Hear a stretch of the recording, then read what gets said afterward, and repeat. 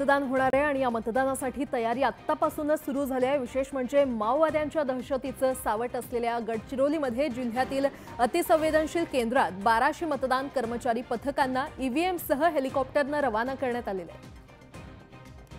गडचिरोलीत माओवाद्यांच्या कारवायांचं सावट आहे। या पार्श्वभूमीवर गडचिरोली जिल्ह्यात पुढचे 5 दिवस प्रशासनासाठी आव्हानाचे असणार आहेत। गडचिरोलीतल्या 4 तालुक्यातील तब्बल 212 अतिसंवेदनशील मतदान केंद्रावर आत्तापासूनच ईव्हीएम पोहोचवण्याची तयारी सुरू करण्यात आली आहे। यासाठी 1200 कर्मचाऱ्यांची पथकं तैनात झाली आहेत।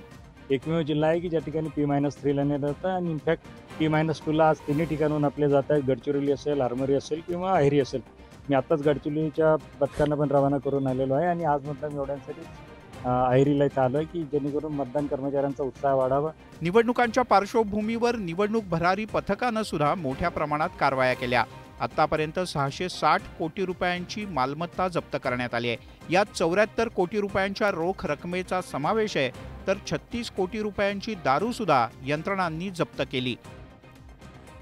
यासोबतच माजी गृहमंत्री अनिल देशमुखांच्या कारवर अज्ञातांकडून दगडफेक हल्ल्यात अनिल देशमुख जखमी। नागपूरच्या काटोल जलालखेडा रोडवरील घटना, चौघांविरोधात गुन्हा दाखल।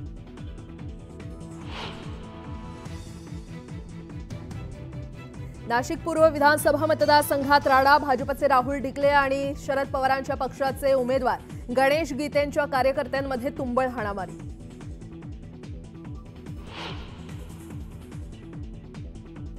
नागपूर आणि नाशिकमधील हल्ल्याची उच्चस्तरीय चौकशी करून दोषींवर कारवाई करा, मुख्यमंत्री शिंदेंचे आदेश।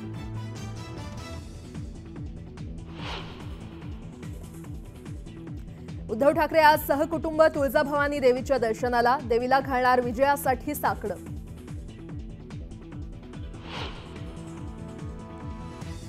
मुंबईत 3 लाख नवीन मतदार, मतदानाचा टक्का वाढणार का याबाबत उत्सुकता।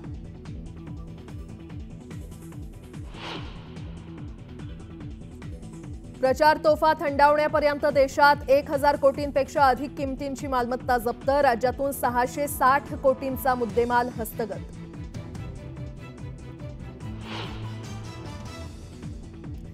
राज्यात 4 दिवस ड्राय डे, विधानसभा निवडणुकीमुळे दारू विक्री बंद।